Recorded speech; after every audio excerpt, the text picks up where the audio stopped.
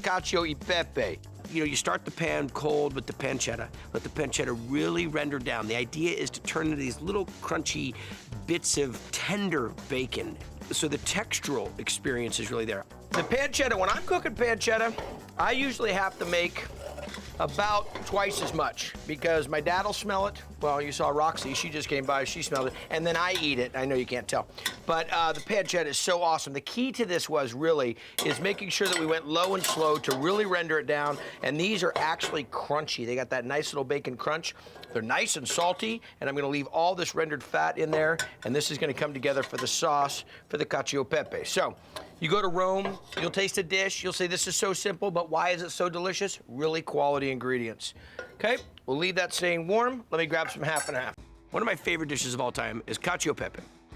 It doesn't need the cream, but I wanted a little more richness to it. I thought it would be more palatable to people to have a little bit of cream into it, just a touch, not overdone. A little black pepper, a little unsalted butter, and we'll let this just reduce down a little bit.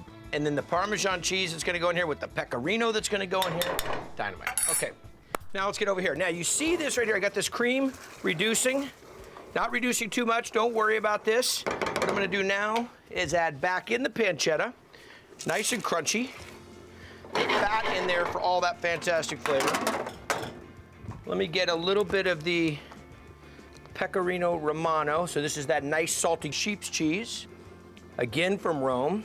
Touch of that. This is gonna tighten up a bunch on you. Don't worry about it because we'll save some of that pasta water and get it in there. Also a little, my favorite, Parmigiano Reggiano. Touch of that in there. Okay, stir that up. And I got boiling water. Now, what's the key with the boiling water? Well, I'll tell you something. If there's one thing that you'll hear in Italy, you'll hear from everybody, is that pasta waits for no one. So everything's gotta be done. I'm gonna turn the heat off on this. The pasta has gotta be done perfectly al dente. So the sauce is done, the salad's done, the dessert is finished. I'll hit a little salt into there. Get some really good linguine. Water's boiling, drop that in. This is how you get it done right here.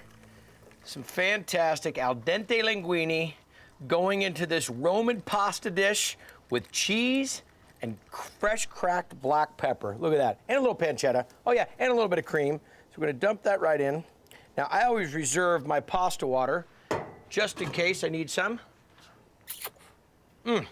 Outstanding. So what we've got here is a little pancetta that was cooked down.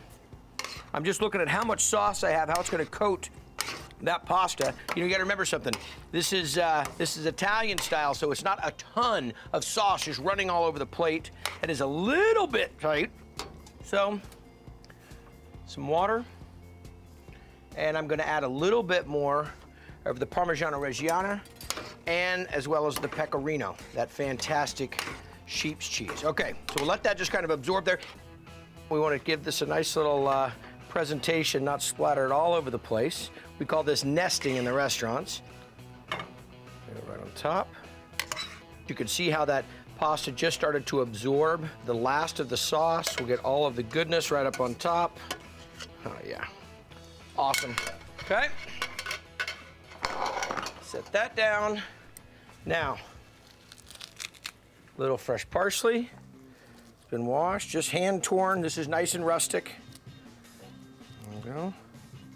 A little bit more of the parm and pecorino right on top. Isn't that beautiful? The flavor's gonna be outrageous. Talked about it the whole time. Just use really good ingredients, treat it with a lot of respect, cook it the right way, and last but not least, fresh cracked black pepper. That's what it is, cheese and pepper. There you go. Okay, nest that up. Okay, there we go.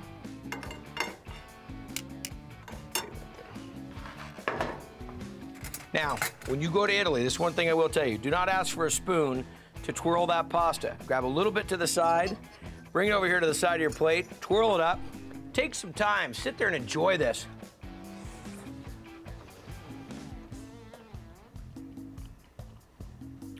Outrageous. Creamy, salty, a lot of pepper. I love fresh cracked black pepper.